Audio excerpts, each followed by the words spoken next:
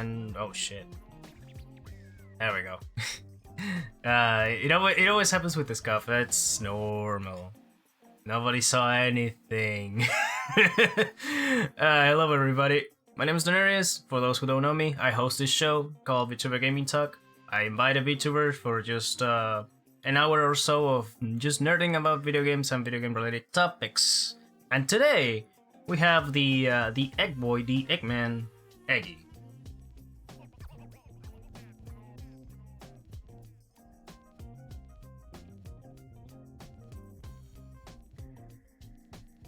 Yeah, the pleasure is all mine, honestly. Like, it's always good to have gang leaders, you know? Like,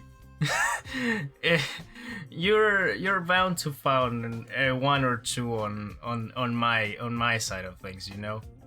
Everybody loves a good video game every now and again, you know? It's kind of a common thing.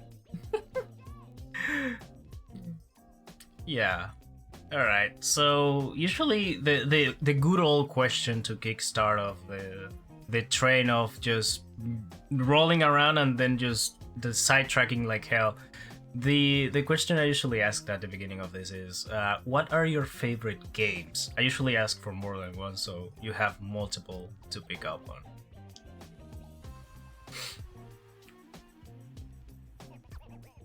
Oh, wait. Before we start. It seems like it's not capturing Discord for some reason. Hold on, give me a moment. Discord. It's kind of weird because it should be picking up Discord here. Moment. Sources, Discord.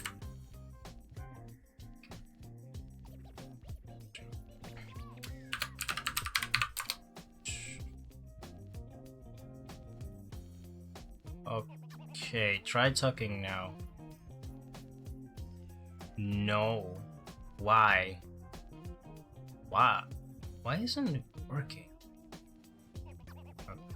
Okay, and let me try something else.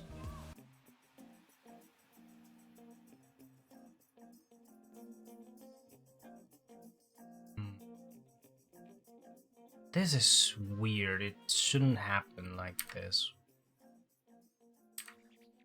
Huh.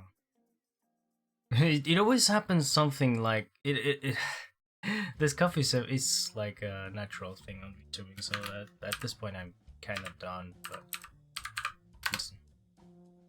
right, that's the common courtesy of being a VTuber, if I'm being honest.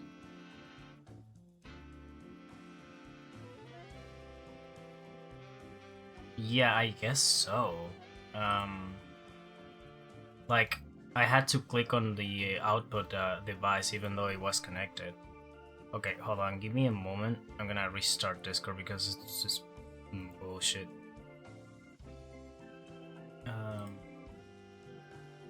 You... Wait, where? Okay, I'm scared. Like, why isn't it on my sidebar? It should be down here. Why isn't it here? What the fuck? Okay. Oh. Okay, that's that. Technical difficulties, people. It's normal at this point. I'm still scared as fuck, though. Like, oh. Why? Okay. You should be able to hear me now, right? Yeah, I can hear you. Okay. Now it works. Okay, cool. It's now it still works? Yeah, now it works. It wasn't appearing on my sidebar, which is scary. So I guess it's fitting because we're on like October and all of that, but wow. Okay. Oh, dude. Spooky. Okay. I guess the introduction is like, you need to do it again because of that. Oh, that's right. Nobody heard it. I was just flapping my lips like an idiot over here. I mean, it happened to me yesterday, so it's normal. Windows update, god damn it. Ah, yeah, I could see that. Yeah, the most scary thing you can do on your computer, Windows Update. Windows Update, yeah. It just fucks everything up. God damn it. Okay, can you reintroduce yourself? Okay, yeah. So I'm an involuntary cyborg, VTuber, model number 399CY. I go by Eggy. It makes sense if you've been around a little bit and you've heard of Leet Speak. But not a lot of people I've found remember that that's a thing. So I just accept that some people are like, huh? Honestly, I'm kind of one of those people because I am kind of new on like the English side of content creation in general. So yeah, that makes sense. Yeah. So I'm kind of like on the green here. I barely know the big ones, the big wigs on this side of things. So if you ask me about VTubers that are like indie and small, I'm still exploring the world. So. Oh yeah. So I have early knowledge on anything. So now that everything I think works properly, I don't want to get scared again. The age-old question: what are your favorite games? One of my favorite games. So I think recently, I've been really into, like, I guess I could call them like JRPG light games. So like the Honkai Star Rails, the Persona games, the more recent Persona games, you know, that sort of ilk is really what I've been finding is my favorite style of game recently. However, growing up, there was a lot of like adventure games, puzzle games, and especially FPS games. Yeah, makes sense. So like I probably the most of my early life was spent in Counter-Strike Source. I spent a lot of time in Counter-Strike Source. OG Counter-Strike, Jesus. Yeah. Damn. I still remember. Unfortunately, I don't have a lot of the skills that I used to have back then. I was getting trashed, honestly. Like every time I boot up either 1.6 or Half-Life, I always get trashed when we played with the buddies. There was one guy that was so obsessed with the game that he literally just went pro after finishing high school. Like, my god. Yeah, that's impressive. There's always with games like that, there's such a skill difference. It's like a lot of the competitive style games, like fighting games, FPS games, if there's a competitive version of it, like you could like say Smash Brothers, which I never really played as a kid because I didn't really have a lot of people that I could play with. It's more of a multiplayer game, right? Yeah. It's like if you're good at a game in your friend group, the instant you take that online, it's like there's just another caliber of players that you find out. You're like, oh man, I can beat my dad. Oh, I can beat my friend or my brother or whatever. And then you go online and you're like, oh, I'm garbage. Oh, I'm just so bad at this. Yeah, it happens all the time. What's fun is that if you experience like the vice versa version of that, like if you start online and then you go and beat up your buddies, you feel like a god. Yeah. and then everyone you know hates you. They're like, oh, I don't want to play games with this guy. And then you have the conundrum of, well, do I go easy on them? And then they probably know I'm going easy on them. And then is this fun anymore? Oh my god. There are some times that I like try to play it either, I don't know, Mortal Kombat or Street Fighter with some buddies, and they just say, nah, fuck you, I'm not playing with you. They know. They know I play. They know I play. Yeah. Oh, that's like the one genre that I've never really, like, I played most types of games growing up throughout my life. The one genre that I've never really thrown a lot of time behind is the fighting game genre. Makes sense. Like the fighting game genre is basically you need to get beat up so you can learn, and usually mashing stuff up works if you later on just review what you did, or you are able to see what you did, so you can repeat it over and over again.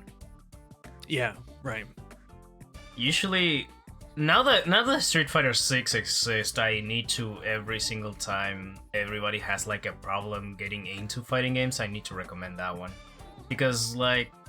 The World Tour is basically a glorified tutorial for everything a fighting game can have, and it's a really interesting experience. Like get to meet up with the characters of the game, plus later learn some lore about them and stuff. It's really cool. It's kind of like it's kind of like a Persona version of a fighting game, which is really funny. Like okay, no, I could totally see that. Yeah, I've seen bits and pieces. I haven't watched it extensively, but yeah, I could totally see. That's a great description. Yeah, it's a Persona experience for a fighting game, and it's Street Fighter, which is super cool because the characters of Street Fighter specifically, at least for me, are super interesting. Design and character-wise, they're always super interesting. That's cool. But yeah, when it comes to, for example, FPSs, I had a little bit of an issue when playing those because I had eye problems. I think it's called astigmatism. Yeah. And I need to use glasses for that, right? So yeah, you can correct it with glasses or contacts. Yeah, I'm using contacts right now. But way before that, like a few years back, I didn't want to play SPF games because I couldn't see, like, to save my life. I couldn't land a hit to save my life, right? Yeah. So a group of friends decided to just grab me by the leg and say, hey, we're playing Rainbow Six, and you're gonna love it. And I did. Like 400 hours later, and I can actually shut people up. Oh, wow. And now that I have contact glasses, that's even better now, because I can now actually see something. I cannot see the pixel perfect angle, but hey, I can still see something. No, that's awesome. Yeah. It's an awesome experience if you have the correct group of people to just, jump in, play a few matches and go out. Yeah. Yeah. Yeah, that's I've always been sort of baffled by that genre. So the like team objective games like that. Yeah. I've never really I played a little bit back in the day of the old like Rainbow Six games. The old like Tom Clancy games. I don't know if you ever played any of those. I know there is a few different ones. Like you have the Splinter Cell ones, which is basically just similar to Metal Gear Solid, but then you have the like actual all Rainbow Six, which are FPS story games. Yeah. Yeah. They also had like squad-based combat games where I think you could play them multiplayer where everyone could control like a squad member, but back in my day there were very few people that had like online setups and that sort of stuff. So you just controlled the squad and you told them like where to go and where to take cover, and you sort of like planned out your infiltration routes manually, and then you sort of let things play out as you controlled one of the squad members. And those were the old Tom Clancy games. Those were hard. Oh yeah. But oh man, I just I haven't thought about those in so long. Yeah.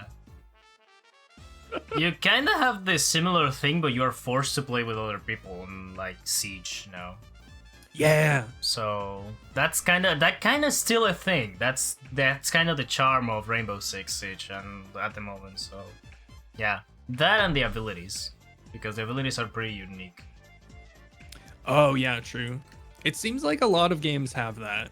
It's like I wonder what started that sort of wave. Was it like Overwatch, you think? I think it was, the first thing was Team Fortress 2, of course, because that's the father of it all, but the one that put it on the map was Overwatch on 2016. Like Overwatch, when it released, expanded a lot of things. Like the FPS genre, the hero shooter genre was kind of like expanded, kind of like what happened with Street Fighter 2. Street Fighter 2 wasn't the first fighting game, but was the one who literally exploded everything and put it on the map. So it had the mass appeal. The mass appeal, yeah. So I think it's the exact same case with Overwatch. Like it had the mass appeal with the characters, with the abilities, and the amount of like options you had in one roster. That's, I think, what inspired hero shooters and abilities and stuff. So that's that. Yeah. It's so weird going from a game back in the day like Counter-Strike. I didn't play much of 1.6. Like I said, Source was my bread and butter, but like nowadays it's been a little bit now, but I played a lot of like Apex Legends, so you still get a little bit of that like ability per character. So even that's influenced by those. Apex, I have to admit, Apex is one of the few battle royales that I actually like. I am not very fond of the battle royale genre, if I'm being completely honest. You don't like the Fortnites? No. Not at all. Specifically because I have this weird problem with Fortnite specifically because I don't like the fall off of the bullets. It's like, why is 10 times gravity affecting my bullets? Like, what the fuck is going on here? Yeah, it's like you have like Tonka weapons or something like that. Yeah, basically, yeah. I know there is a no building mode, and I kind of was tempted to try that, but yeah, nah. In my experience as a like I didn't grow up with Fortnite Classic, like the build mode. Fortnite no build is vastly superior. I have so much fun in that game. Yeah, that's more grounded, more tactical, and you get to explore a little bit more of the map. Yeah. Yeah, makes sense. I don't have a lot of time in Fortnite, but the probably 100 or so hours that I've played have been mostly in no build. Glad they put that and they leave it as a permanent game mode, because I thought it was just an event when they released. I think it was supposed to only be a temporary event, and then they realized they were like, oh, we can attract a whole other class of players if we just keep this around. They were smart. I think they were really smart with that. Super smart, yeah. Also, the other like battle royale that I really loved, it closed down after a few months of like just being available, and that was Rumbleverse. Oh man. Oh. I dedicated I think at least a couple of 100 hours on that game, and it was awesome. Sadly, interesting. It sadly closed up on February of this year, but hey, it was a good few months. Oh, that's sad. Yeah, I think it's I want to say they have the record of the fastest to close type of game. No. Like the shortest lived live service game. I think it's the record they hold. Wow. Because it lasted just a few months, nothing else.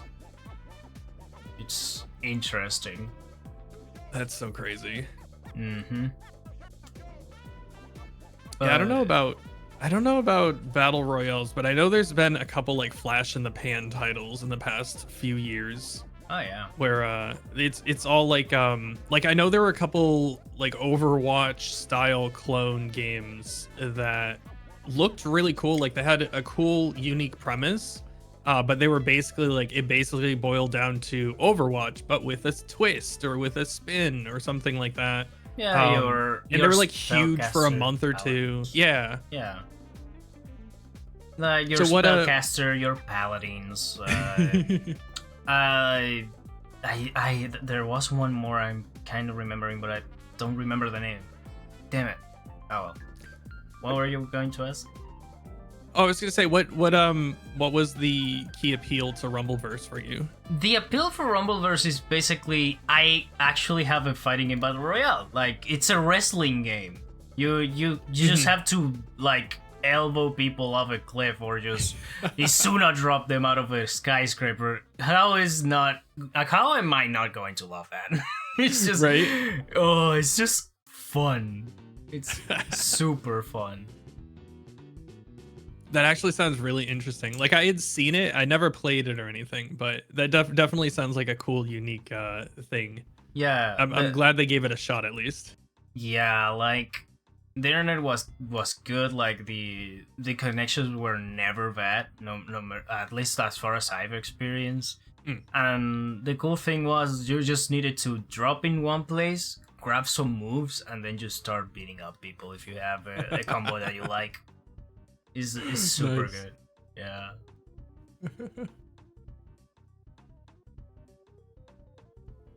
But yeah. I'm trying to think of something recently. Okay, I mean, I guess if we're talking about battle royales, I can talk about my most recent favorite game.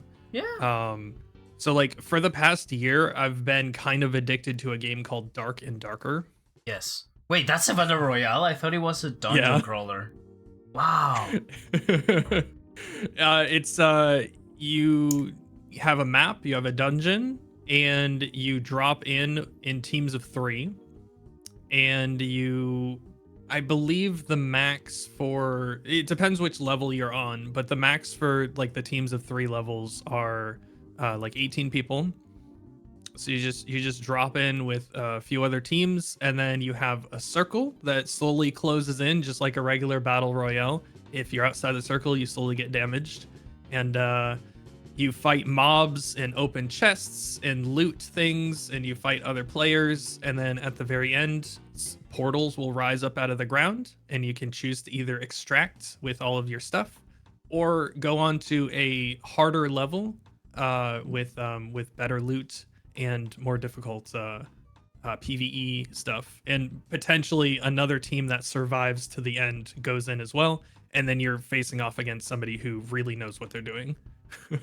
So they mix a battle royale with a roguelike then. Yeah, pretty much. Wow. Yeah, if you die, it's like Tarkov, if you're familiar with Tarkov, where if you die you lose all your gear. It's very similar to that. Oh, interesting. Mm-hmm. Wow. But you're like a fighter or a rogue or a wizard or that sort of stuff. Cleric. D&D classes. So, yeah. D&D classes. It's so good. Yeah, I guessed as much. That sounds actually really fun. Like, I might try it out. I've been trying to get as many people as I can into the game because it's been in early access for, well, they've been doing like beta like play tests, like alpha beta play tests for the past year, and just this past summer they quote unquote released it for early access where you actually have to buy it now, so it's a little bit of a harder sell. Yeah. Before it was free.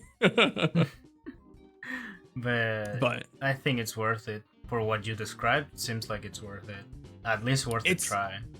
Yeah, it's a very unique game. I haven't gotten addicted to something like this in a long time. Yeah, it makes sense.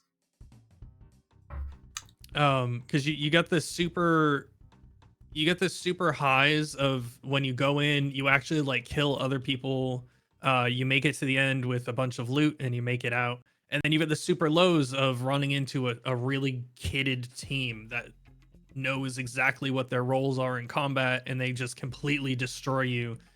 But the good thing is, if that happens, the way that the game is set up, it's an even faster turnaround than something like Apex Legends or something like that, where there aren't that many people playing the game. Like there's probably like 10k people playing simultaneously. Like there's people playing, but you get into a new match like really quickly. So even if you lose all your gear, you just buy some starter stuff, you get back in, and within like a minute or two, you're already in another match. So it helps feed my like my brain. When I die, I'm like, you know what? That's okay. I'll just go in, I'll get some new loot, and it'll be fine. Yeah, makes sense.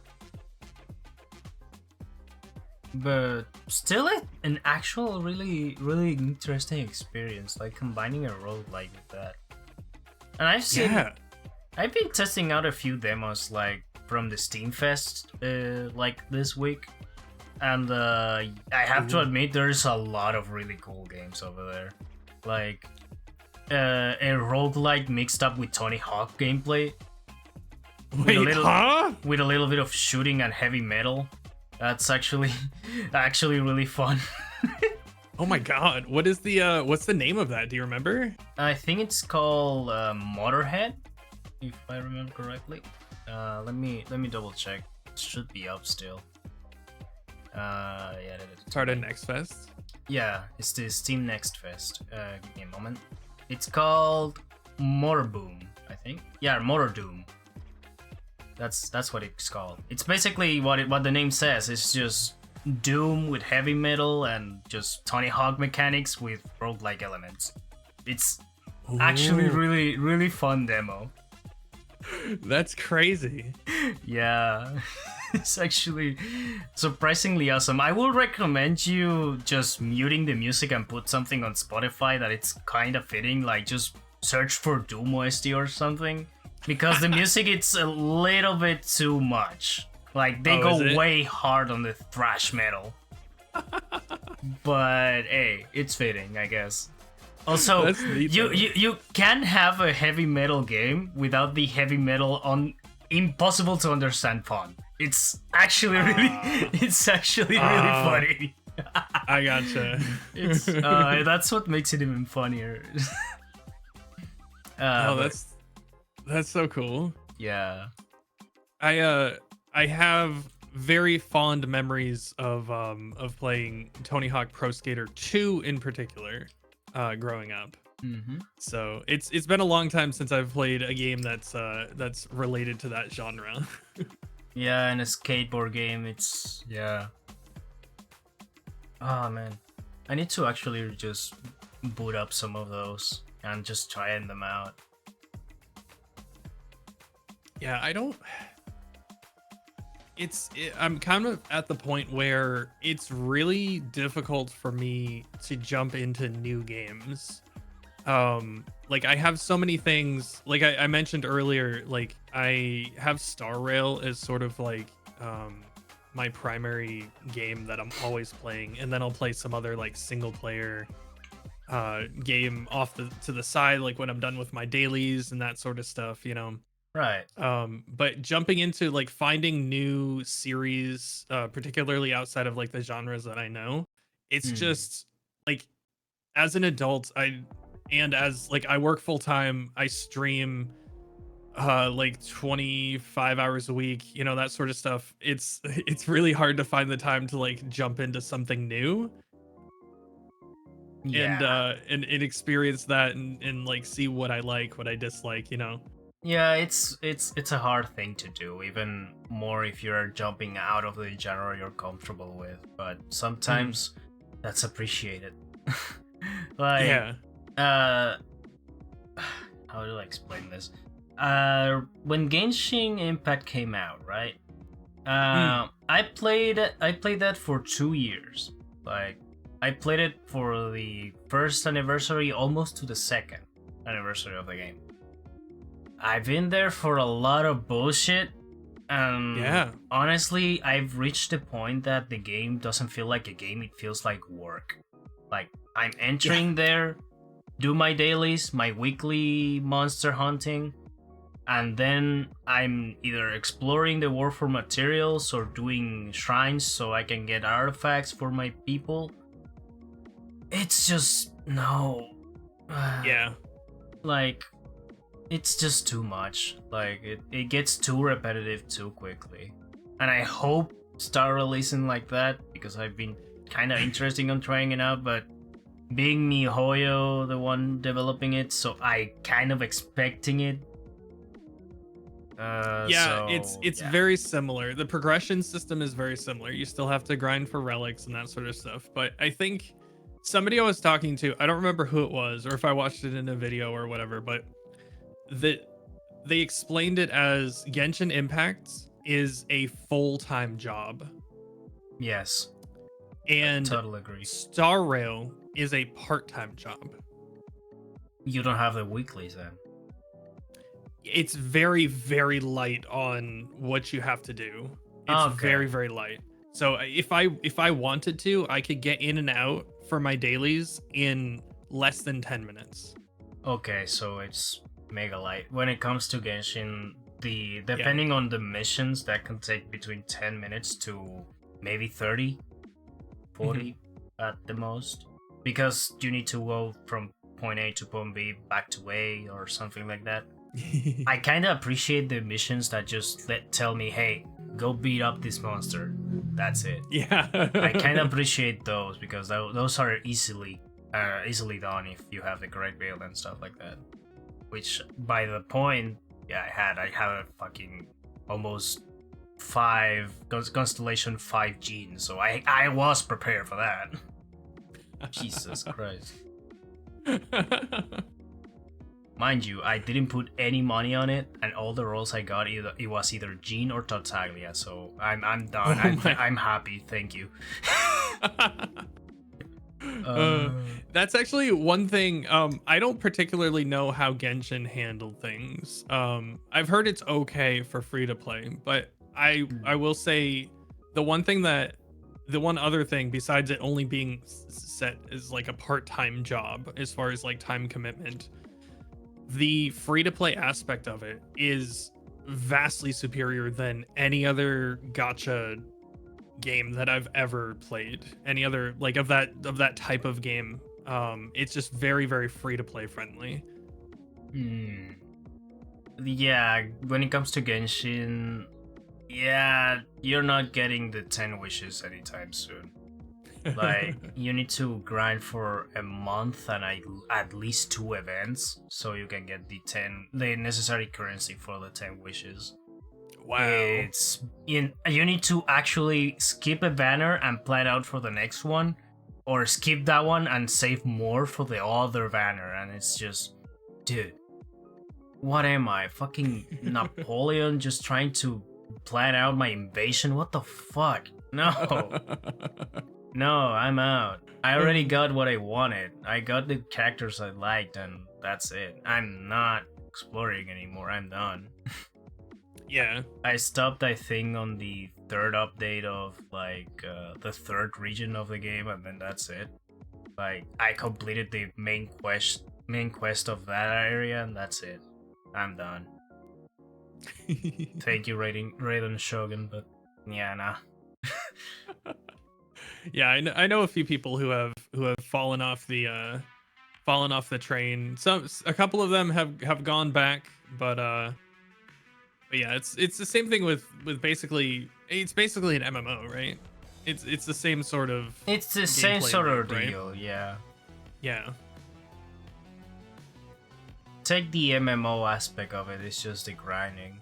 Like, the MMO is optional if you want to do the actual relic hunting and stuff, but if you're well prepared and well built, you can do everything by your own.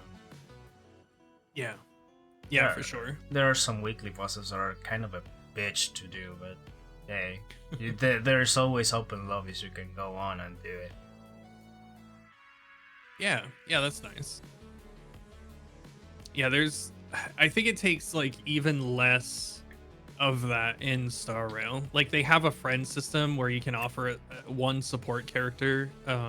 In Star Rail, there's teams of 4, right? Right. So you can get one character from a friend. However, it's only in like, I don't know, like a 10th of the content. There's like farming runs that you can do, like little mini farming quests and stuff.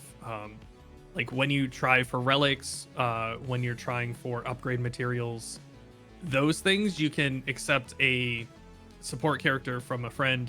But the problem is you don't need friends to clear those because they make them accessible to basically any account. Right. They're not, so like for the actual hard content. Right. Yeah. Yeah, the actual hard content is where you would want like a support character from a friend, and they don't let you do that. Because it's hard content, you need to grind it. Yes. Yeah, makes sense. They need to give you some difficulty at least, so the game is fun. Yeah. But yeah. The other one I kinda was forced to try out was Tower of Fantasy. I tried that Oh out for yeah. like a few hours, and then I said, wait a minute, this is just Genshin all over again, I'm out. Although I appreciate the ability to customize the main character, that's something I wanted to do on Genshin, but I never was able to. It's just... Yeah, this in the Hoyoverse games, it seems like the main character is very much their own character. So like you're controlling somebody that they write, right? Whereas Tower of Fantasy, they took it and they basically made it more MMO, where it's a self insert and you get to do what you want basically. Right. But yeah, I didn't really get into that, though. I knew a lot of people that were so into Tower of Fantasy for about a couple months, maybe 6 months. The game and then disappeared a from lot the of people- face of the earth after Yes. that. Yes. My god, how fast that game just went out. It's impressive. It was everywhere, and then it was nowhere. Yeah, it was there for 1 month, and the next day was not. It was just out. Mm. I know they had a major update recently. Like, I think over the summer they had a major update, and I saw another uptick of people playing it. Like, they lured a bunch of people back into play. Yeah, it's new content, of course it did. Yeah. But I saw that drop off again. Of course. I'm trying to think. So kind of like into the MMO stuff. So I said the most growing up, the most hours I probably put in was Counter-Strike Source. However, I think either a close second, or depending on if you count waiting around in like the cities and overworlds trying to like buy and sell stuff, I think I put probably about a year's worth of game time into a game called Guild Wars. Guild Wars. Yes. Yeah, that sounds about right. Like, it's a joke I have with my friends every single time we play like Rainbow Six. The best part of the game is menu. Like, you're sitting there Just waiting for the sitting there. others to show up, and then that's the best part of the game. We're playing the menu. So yeah, it counts. It's so funny because back then I had a lot more free time than I do now, right? Right. And I Guild Wars was kind of an interesting beast because it was all, I'm not sure if WoW, because I didn't play WoW that much. I was basically non-existent in WoW because of the monthly fee. But Guild Wars, you had to buy the game, like a full price game, but it was yours. Like, you didn't have to pay the monthly fee. So that's why I was always on Guild Wars at the time. But they had instanced areas where they had like a job you could do in game for other new players, and you could have a certain build for certain characters, and you could charge people to run them to the end of the area. So like every area had like mobs and that sort of stuff, but at the start of an area there was a city, and then at the end of the area there was another city. There were safe zones. Right. So you could go up to somebody, like they would be advertising in the cities. You could be like, hey, can you run me to X place? And then you partied up, you jumped into that zone. That person solo ran through the area, aggroing all the mobs, using their abilities to like brush them off or ignore damage and that sort of stuff. And then as long as one person in your party made it to the next zone, the entire party warped to that location. Oh. So like I used to do that for a lot of people, where I would just advertise my services. I would run them to the next safe zone so that they could pick up new quests or just whatever they wanted to do. It was That's the textbook definition of skipping town. Wow. Yeah. Wow, that's actually a really good way to just do it. Wow. It was fun. It was a little bit of a unique it was unique gameplay. I think it was a pretty cool idea, a pretty cool thing that they allowed in their game. But then most of my time in that game, I used to be a flipper, which is something you do in the real world where you buy low and you sell high, right? Right. A lot of people didn't understand the value of things. These certain things called mini pets. Right. And in the game you could get these little models that would follow you around, imagine if your character had like a little cat following them around all the time, Yeah. but it couldn't affect battle. It was purely Cosmetic. cosmetic. But there were mini characters, like some NPCs were mini pets. You could have, there were some unique little mini pets. There were some that you just got during certain events, but you could go into town and you could be like, I'm buying mini pets. And then somebody would come up and they'd be like, hey, I have this one. And you could be like, I'll buy it for 20 gold. And they'd be like, okay. And then you go back to a different town and you're like, selling this mini pet for 50 gold. And then somebody would be like, ooh, I want that. So I would just literally sit in towns while I was like doing schoolwork or whatever. I would just have it on like on the side, and I would just spam buying mini pets while I was doing literally anything else in my life. I just had that running up in the corner waiting for somebody to trade me. Basically, the trade waiting for that. Yeah. Yeah. Yeah, makes sense. Makes sense. That's how economy on games work. Still today, like, you may not have the places in the game to do that, but there's always a marketplace online you can visit for that. Yep. So it's always nice to see the economy just evolving like that. Yeah. One thing I'm glad that didn't happen is I didn't really get into CS:GO, which means I didn't really get into the loot box aspect of it. Speaking of marketplaces, Yeah. so I'm definitely glad that that didn't happen for me. Yeah, good job on that. That's another kind of worms. And it seems Holy that crap. they're going to, I don't know if they already did that, but they seem to have crashed the market with Did they? Counter-Strike 2. I don't know how it works, but it seems like you get logging rewards now on that game. Oh. And I think the last day they give you actually a key and a crate, so I don't know how that works. Wow. I honestly don't know. I'm technically tempted to just boot up and try to do something, but I suck at Counter-Strike, so I'm not going to touch that with a 10-foot pole. No. Yeah.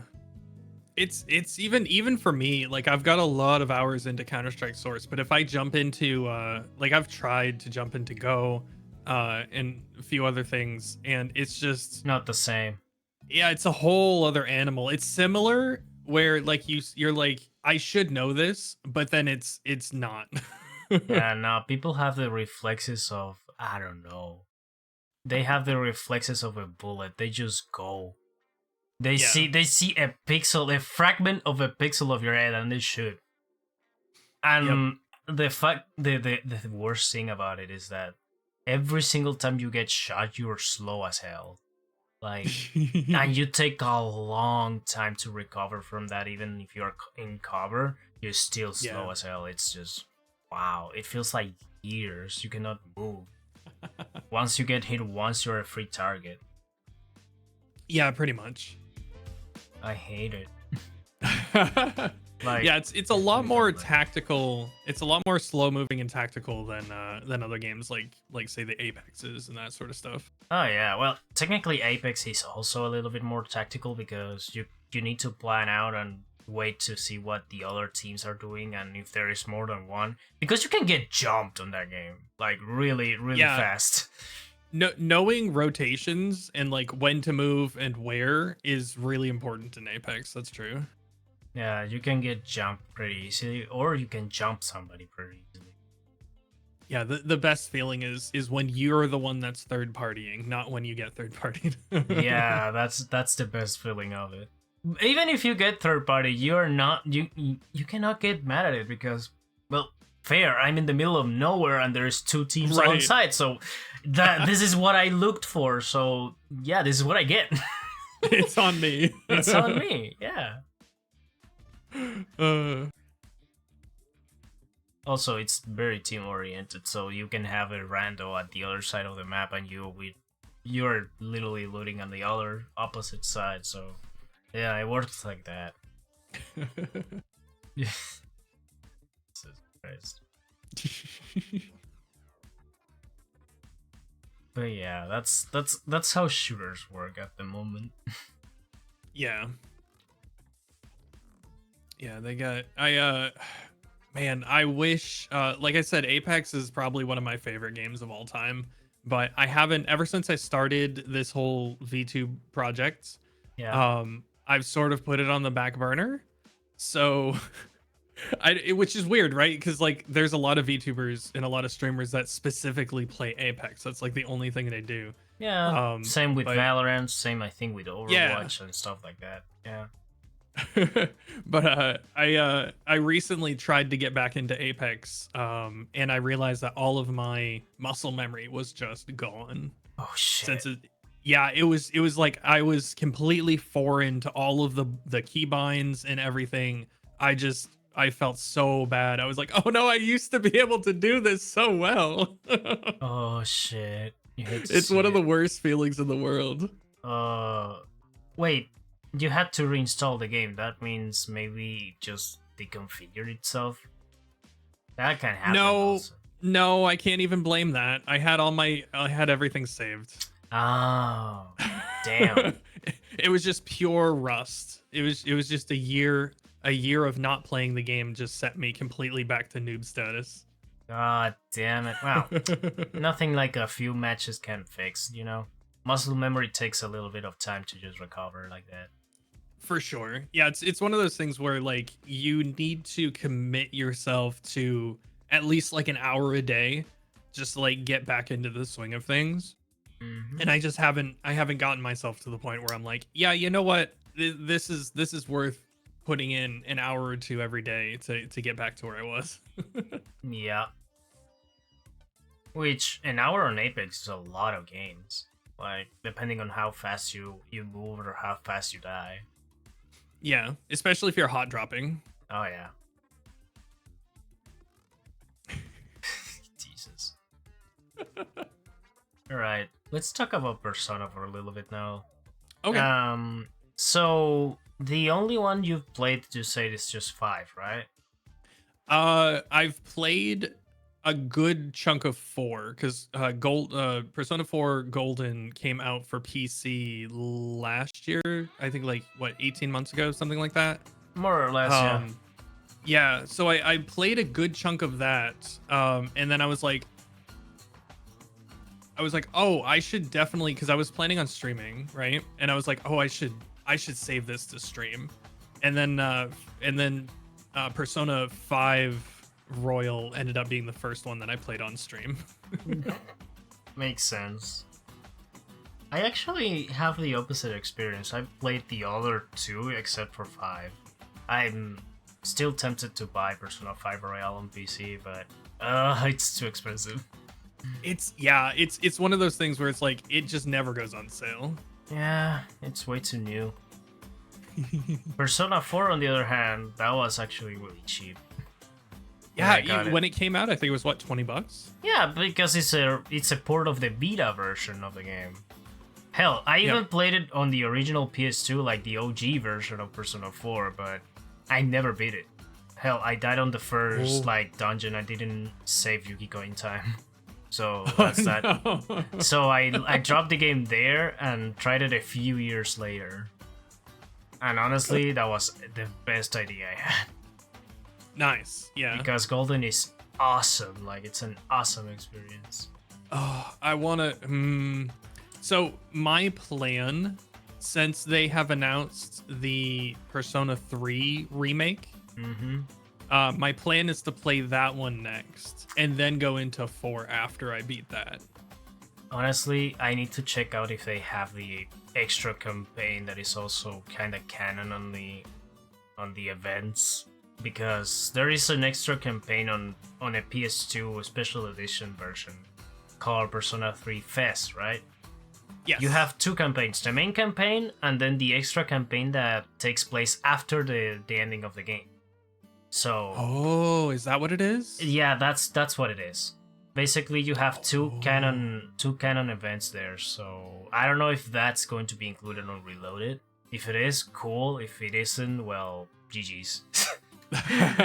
I'm not sure. You don't need to worry about Portable though, because the main campaign's still the exact same thing. You just need to play with the male protagonist. The female protagonist is not canon, but it's an interesting take, I guess. Gotcha. If you want to try it out. So what you need to worry about is basically, if you want the full-on experience, I recommend going with Fest, but I also recommend watch out for the second campaign because it's too much bullshit. Oh no. If you play Shin Megami Tensei, like the OG games, Ooh. that shit is going to be like that. Like, it's OG Shin Megami Tensei, nothing like Persona. Wow, interesting. It's going to be hard as hell, so watch out for that too. Grindy and hard. I'm certainly excited. I really don't have any idea what goes on as far as like Persona 3 goes. So I'm excited to jump into it when it does come out. Also, there is another like canon game that happens after Persona 4, and it's a fighting game, so I will also watch out for that too. I know they have some rhythm games as well. The rhythm games I don't think they're canon at all, but I don't know. Okay, If you wanna try them out, that's up to you.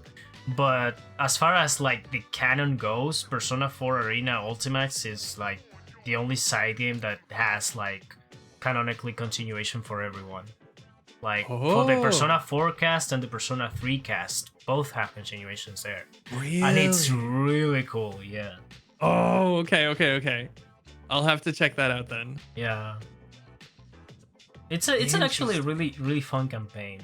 It's structurally a little bit weird because you have to repeat a lot of things, but what you get by the ending, it's actually really nice. And you have like then you have like other two campaigns to go through with the Persona 3 cast, the 4 one, and Adachi by itself, which is really cool. Cool. Yeah, that seems really neat. Mm-hmm.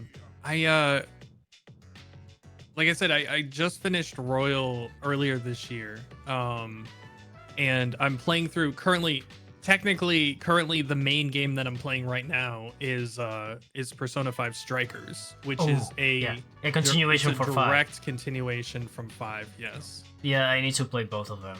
I actually need to play both of them.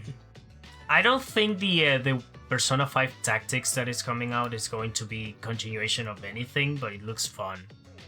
It does look fun. I just went to PAX West a month and a half ago now. I think so, yeah. And I got to Atlas had a booth there. Mm-hmm. And I got to play P3 Remake. I got in line for that one, and it was incredible. I can't wait. It was very fun. But they also had two lines for the booth. They split their demos down the middle. The other one was Tactics, and that one had an even longer line. Jesus, of course. But it looks really good. It looks like like the I guess it's like an XCOM Mario X Rabbids sort of game. Yeah, it's tactical. It's a I would like to call it an RTS, but it also has a turn-based RPG element. Yeah, I know what you mean. Mm-hmm. It's actually really cool. And I'm still waiting for the Metal Slug version of that because that was announced a long time ago. Wait, really? Yeah, Metal Slug Tactics was a thing that was announced, and I don't know where that is. The trailer is sick as hell and never dropped anything else outside of that. Damn it. Oh, that's crazy. Yeah, I know. But still though, looks fun for Persona 5 Tactics though, and I'm glad that's coming out soon. Yeah, I definitely want to give it a shot. Oh, it's going to be a clotted January now that I think about it. Jesus. between Persona 3 Reloaded, Tekken 8, and I think just a few weeks later you have Final Fantasy 7 Rebirth. Jesus Christ, it's going to be wow. packed. Oh my god. Gosh, that's another. Oh my god, that's another series that I've been planning on playing.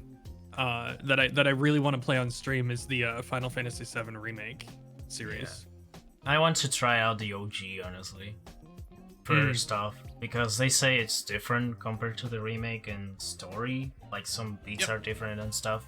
So I want to try that out first. That one.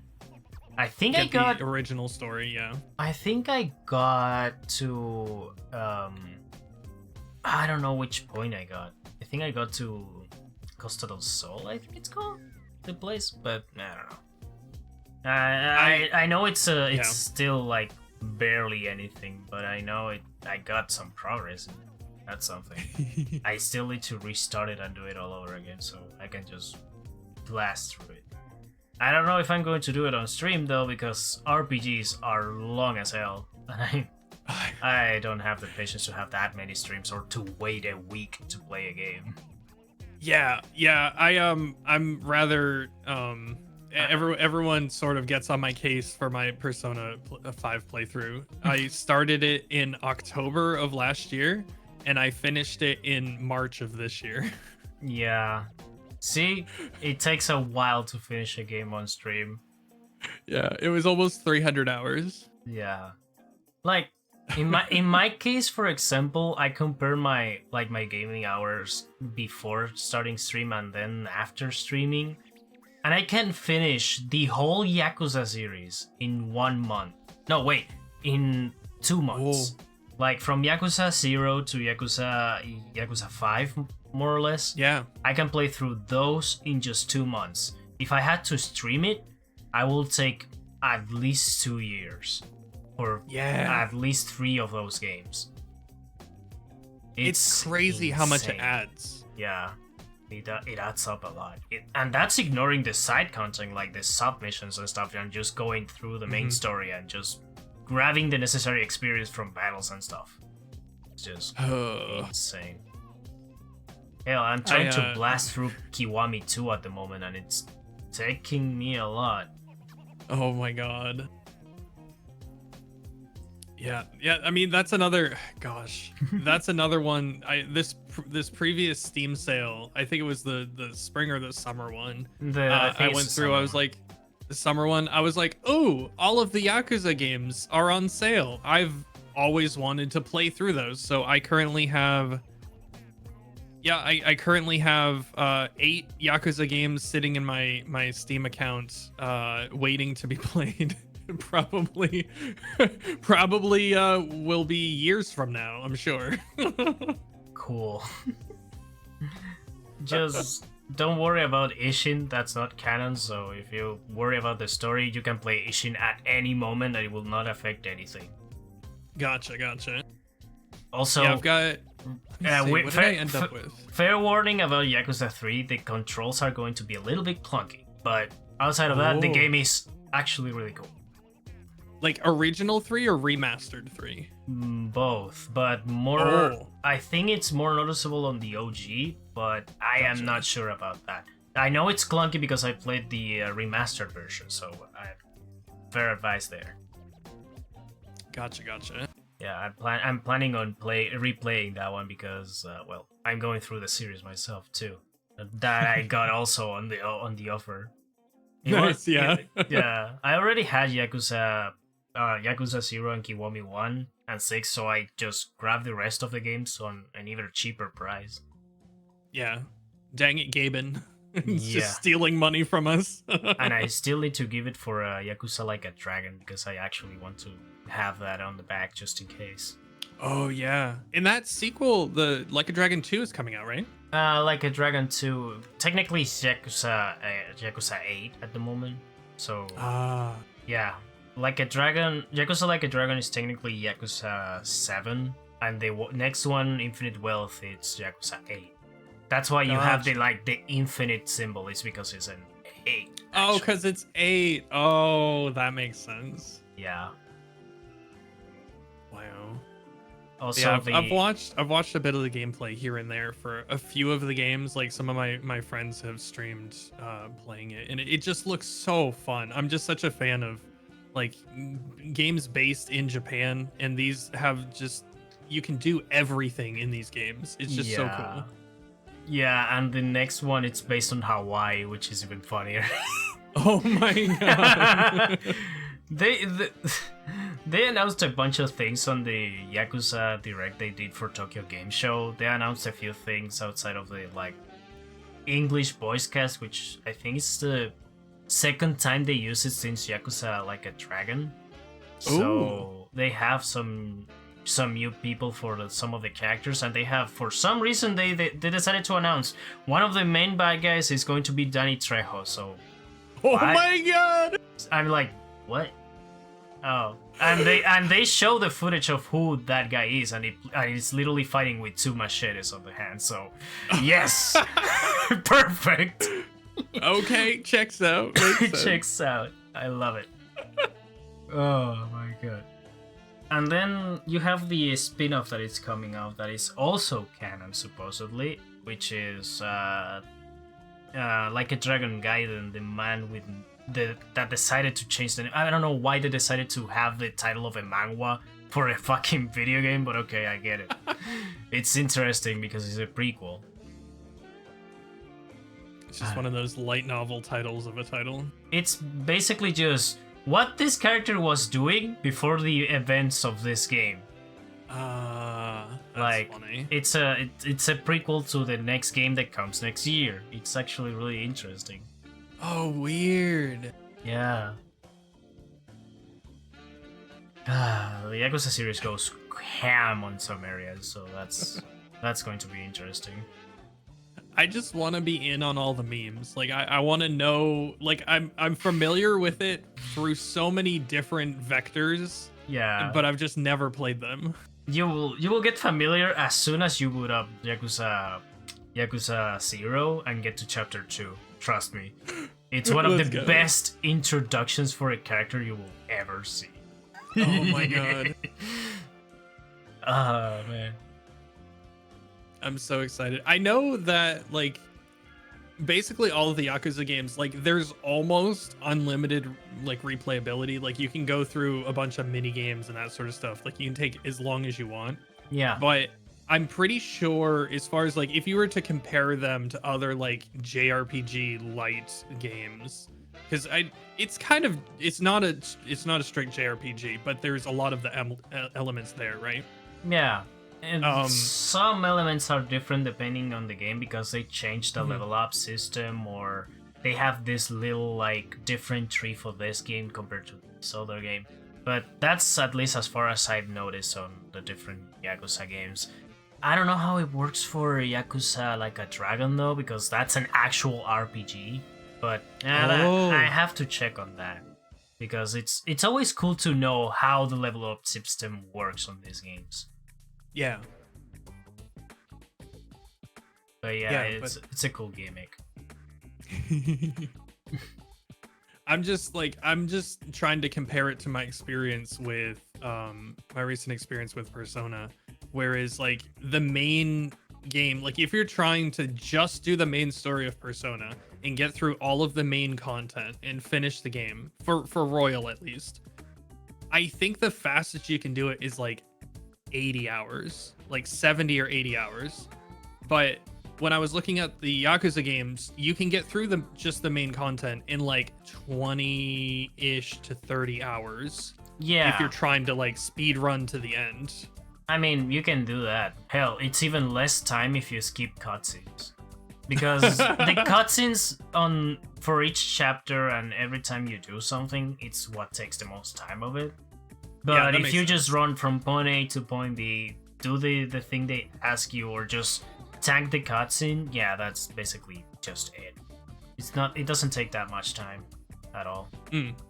I'm just trying to like wrap my brain around like, well, these games, like there are 8 of them or so that I want to play, but they won't take as long as these other games that I've played, so maybe it's reasonable. Yeah, it is. Like even what's fun about the Yakuza games is that if you would like to play off stream, like on your off hours, and you don't want to stream it, you can always do the side content because Oh, that's true. you can leave the sub missions for other times and then just come back on a later chapter and do it.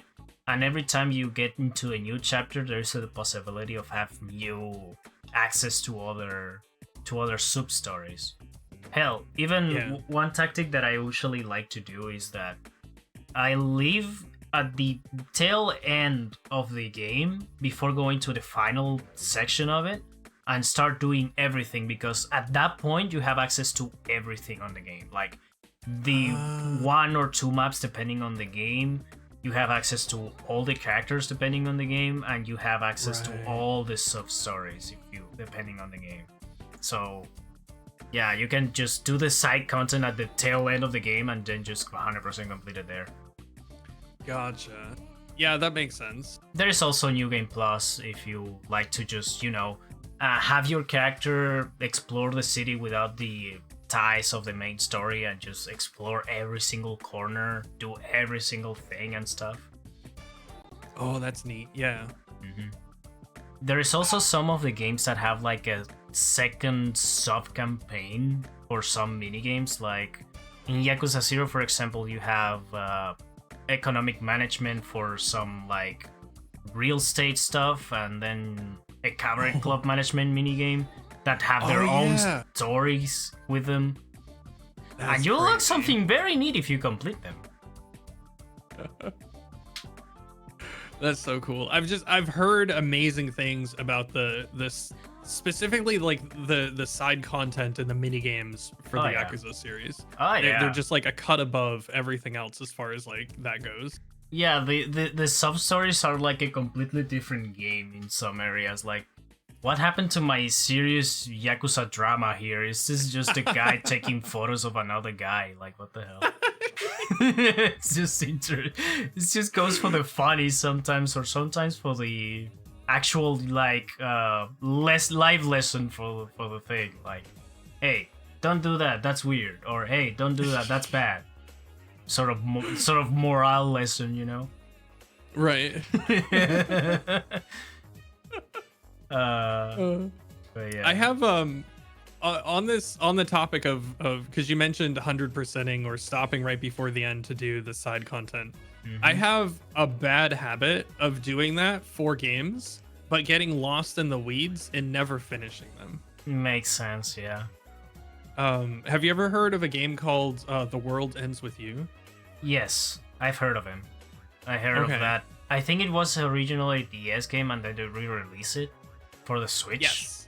Yeah, they released it for the Switch. However, it's the game style, like the whole like mechanics of the game had to be changed because it was originally released for the DS. Oh, so touchpad mechanics. Yeah, so it's a really unique game. It's basically a very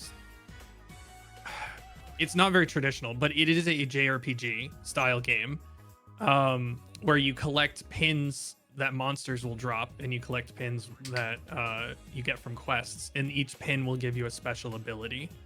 And what's cool about the game is they made you battle on 2 screens at once. Huh. So you had the touch screen on the bottom. You had to hold your DS in a way that you could access the buttons into, like, you had to have your stylus ready to go to like swipe different patterns to do different attacks on the bottom screen.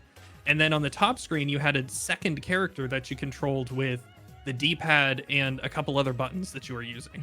Huh. So it was really unique.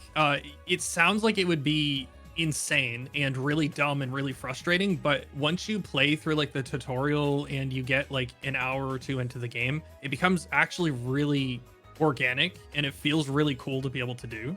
Oh. But I famously only got about a third into the game because I decided to do a 100% complete playthrough on my first try, and I ended up grinding for a certain pins that only had like a very small drop rate, and I ended up putting like 100 hours into the game in the first third, and then eventually I just got bored and stopped playing. Even though like it's one of my favorite games of all time. I've been wanting to go back and replay it. But one, the Switch, like the stuff that I have access to now, which is like the Switch version of it, it's not quite the same gameplay as I really liked. And I don't know about like pulling out my DS and playing a game on that anymore. It's been so long. Right. Like it's not the same experience as the DS original. So it makes sense. It makes sense, yeah. But you just gotta love the grind. I was like, oh man, I'm like a third of the way through the game. I got this. And then 100 hours later, I'm like, oh, I don't got this. Yeah. Hey, Ali. Oh man, yeah. I think I had the exact same thing happening with me, but I was playing through a Borderlands game. Like, ooh, which one? The pre-sequel. Okay. I was at the final battle. I decided to just in case go out for better loot or something, and try to get some weapons because I knew it was the final battle. But I ended up just messing up so many times. I ended up losing so much ammo and so much money that I ended up just soft-locking the living fuck out of myself there. I couldn't go back. I couldn't go back to get more ammo. I couldn't go back to kill more people to get more money.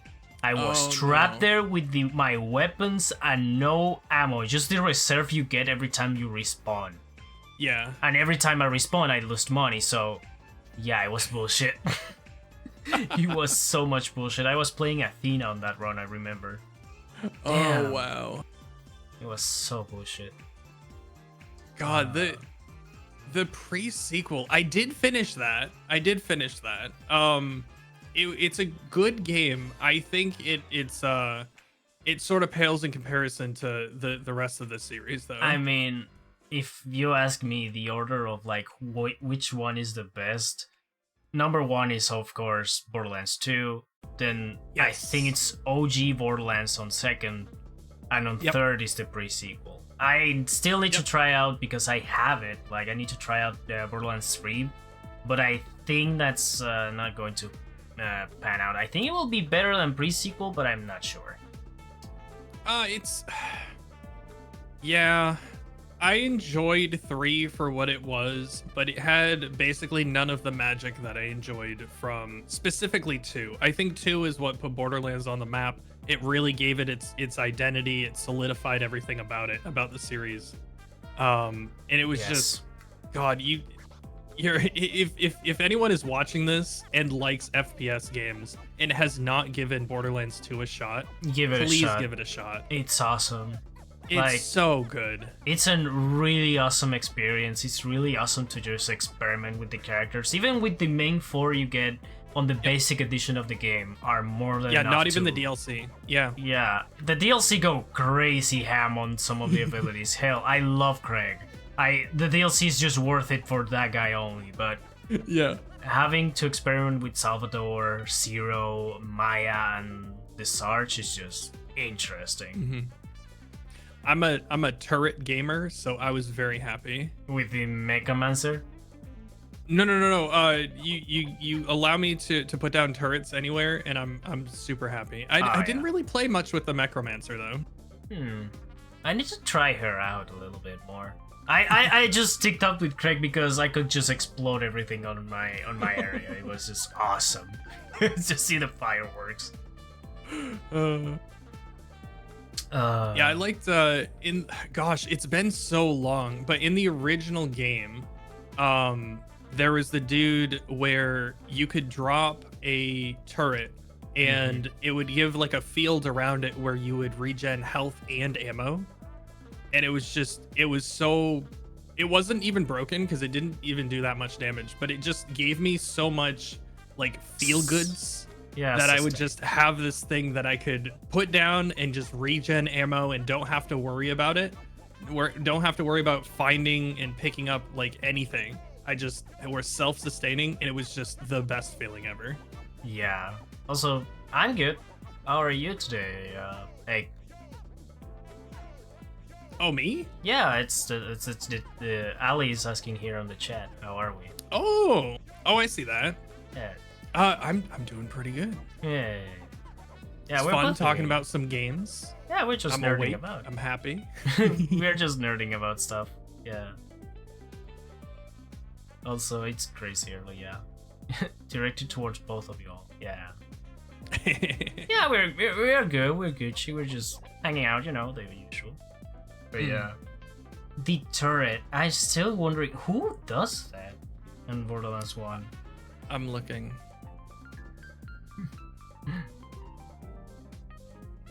Love nerding.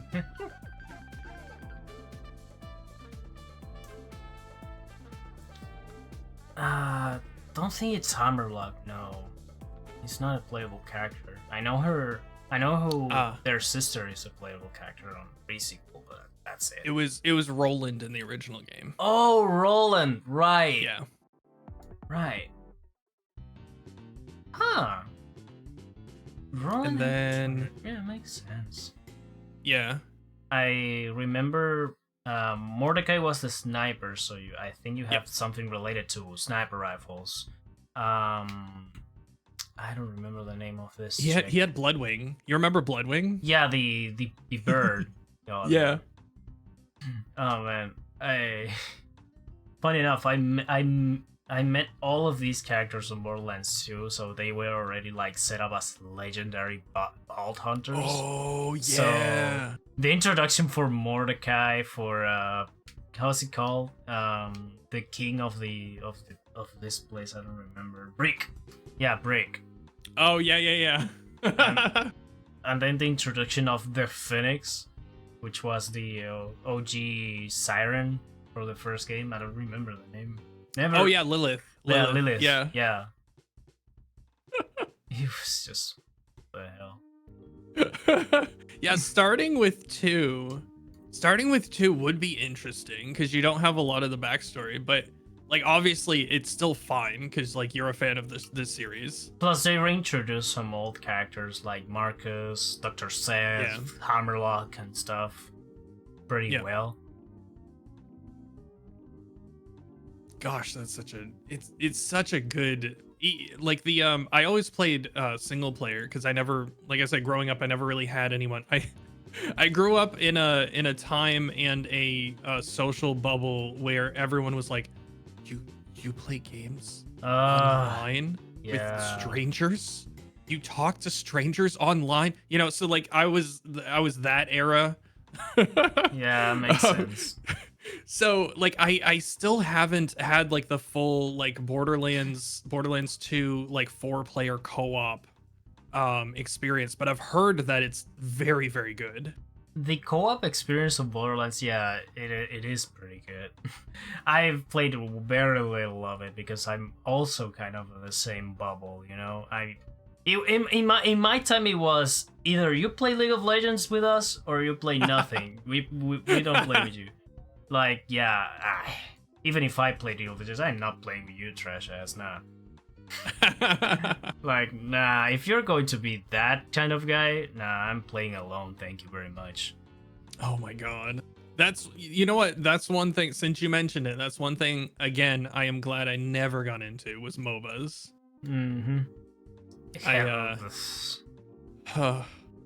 There's so much there to unpack. Yeah, there's a lot. Hell, you're talking to someone that played that for at least 4 years. Wow. Got to admit, it was the best MOBA I've ever played. Like, I tried the other ones. Like, I tried your Dotas, your Heroes of the Storm, and none of them clicked as well as League did. And honestly, it was actually really fun. But there's a reason why it's like the most popular and people keep coming back to it even though they have like a bad experience or whatever. It keeps pulling them back. yeah, it's it's like sugar. You cannot live without it at some points. You can leave it. You can leave it there, but sometimes you need your fix, you know? Yep. Uh yeah. Like I'm sticking around with League of Legends just even to this day, but I'm not playing it. Like I'm sticking around for the lore and the character design because those two are awesome. Plus they're releasing a fighting game, so more reason to stick with it.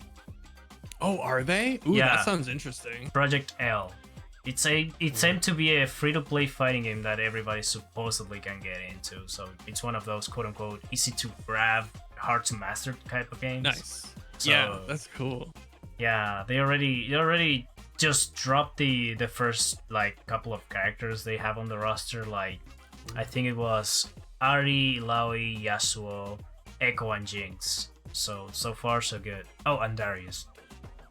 Of course. Yeah, you have to have those. Like you have to have the arcane representative there. Yes, absolutely. Because that shit was awesome. God, that was such a good show. Yep.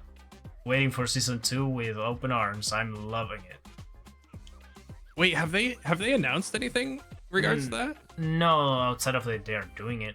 They didn't announce anything. It is confirmed though. Yeah, it is confirmed that they started working on season 2 a long time ago. Okay. Because yeah, I'm definitely outside. Like I'm only tangentially aware of stuff, the league lore and all of that. I adored the series, so Yes. any more of that, I'm super down for. Me too. Honestly, it's so good. Wow. I wasn't expecting it to be this good, but I think the wait was worth it. I just hope they don't crunch themselves doing the second season though. Yeah. Yeah, that's always an issue, right? When you have something that is so good right from the get-go, you struggle to like keep up that level of quality. Living and up people's to the expectations are so high. Yeah. Yeah, living up to the hype and the expectation of Arcane, it's going to be hard. But hey, yeah, even if it's bad, it's going to be at least decent or good, you know? Yeah. I think with the team that they have, at least we can probably guarantee that the music is going to be great and the visuals are going to be great, and hopefully the story is at least passable. And I think it'll do fine. Yeah, don't worry. We are not going to spoil Arcane for you. Just go and watch it. No matter the method, just go and watch it. We're not going to judge, but you need to watch it. It's actually really good. We recommend. Definitely. Yeah. Also, the Scott Pilgrim anime that is coming up, I actually really hyped for that. Oh my god, I can't wait for that. Oh, that's going to be awesome, dude. Oh man. Good thing I have Netflix up. So I'm thinking about restarting my Netflix subscription just to watch that. Also, if you want another reason to have your Netflix account, it has nothing to do with video games, but hey, it's a recommendation. The actual live action of One Piece plus the anime you have there, it's actually worth it. Yep. If you want to watch that, it's worth it. You have I know. I am one of the biggest One Piece fans. Oh, hell yes. I am a huge One Piece fan, and I was tentatively like I'd follow the story of the live action, how it got started, how they made their choices, like the director, the cast, all of that, and I was excited, but I was tempering my expectations because there's so many live actions adaptations of anime that have just completely were garbage dumpster fires. Yeah, I was so happy with how it turned out. I highly recommend that. It really, like, I will recommend the live action One Piece to people that don't know anime and don't know One Piece. Like, if you are interested in getting into like the show or whatever, like, go ahead, give the live action a shot. I know multiple people who are now watching the anime and enjoying it because they started with the live action. Yeah, the live action is faithful to a point, but it also does some changes to like fix up the pace of some of the arcs, like mixing up, I think it was, well, they didn't mix it up, but they kind of fixed Buggy a little bit. Like, Yeah, they did some cool things with Buggy. I actually love what they did with Buggy. Like, holy shit, that was awesome. Like, it was way better than it was on the OG. Like, the introduction plus the menacing aura, you actually feel threatened by this clown. It's actually really cool. Live action adaptation always leaves a lot of apprehension. But yeah, I've heard good things about One Piece. Yeah. Yep. There's definitely people that had a negative reaction to it, and I can see that. I understand. Like some super hardcore fans, they're like, they changed X or they changed Y, or it's weird watching people speak English and blah blah blah. But I think they did a very, very good job. I think this was the best possible outcome that we could have hoped for. Yep, pretty much. Also, giving Captain Kuro actual sidekicks in the mansion was actually a really smart move. Oh man. But yeah, so many people I know too are very big Buggy fans now. So yeah. Yeah, it was all over my Twitter feed for a while. Well, will not be surprised if it pops up again when season 2 rolls around. Mm-hmm. Because... yeah, we'll see what they do to continue that. Mm-hmm. I still need to watch a few episodes more because I stopped that thing at the first episode of the Captain Kuro arc. But you haven't finished yet? No, I haven't finished it yet. I know what happens next because I watched until Skypiea on the anime. So I kinda know what's going on. So I can't wait for what's coming up next. You got some good stuff ahead. Yeah. I've seen perhaps too much of that clown. Yeah. Oh my god, yeah. There's a lot of that clown going around. Yeah. Alright. You could say they were down to clown. Yes. You're just in time, because I think we have enough time here for today. Wow, it's already been an hour and a half, huh? Yes. It's been an hour and a half. It's been awesome, but I think we need to finish it at some point. So I usually let the guests decide who we are going to rate. So any suggestions you have on your end? Let me look. Let me see who's live.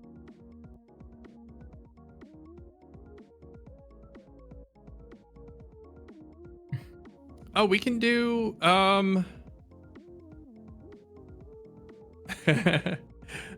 let's find actually somebody who's playing.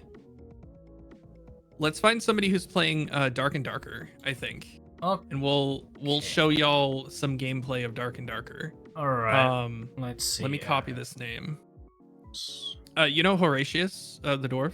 No, but I'm down for rating them. Why not? All right, let me copy their name here.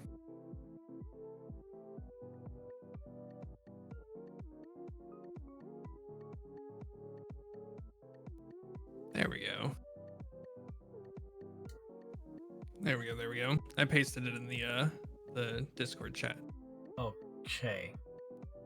Give me a moment. I'm going to this just in case.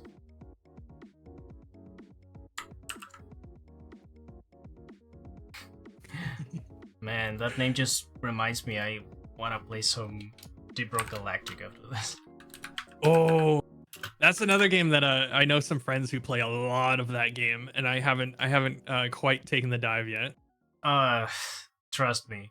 Once you get a dive in, it's hard to go out if you have a good friend of buddies, or if you enjoy playing alone. Because playing alone is a completely different experience, and it's actually really awesome. So you have two games to try out in one. In that case. All right. Oh yeah. We are going to raid Horatius the Dwarves. So yeah. Thank you, Eggy, for being here today with me. It was super fun, dude. Thanks for having me. It's been a blast. All right. As for me, I think I'm going to be streaming next week if everything goes well. Because I don't know what's going on. This month has been so weird so far. So, yeah. If I survive, yeah, see me next week. If not, well, GG's. What are your plans for next week? I'm gonna be streaming a little bit, and then I'm off to TwitchCon. Hell yeah.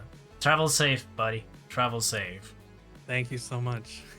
And with that, I'm out of here. See you guys later. Bye. Bye.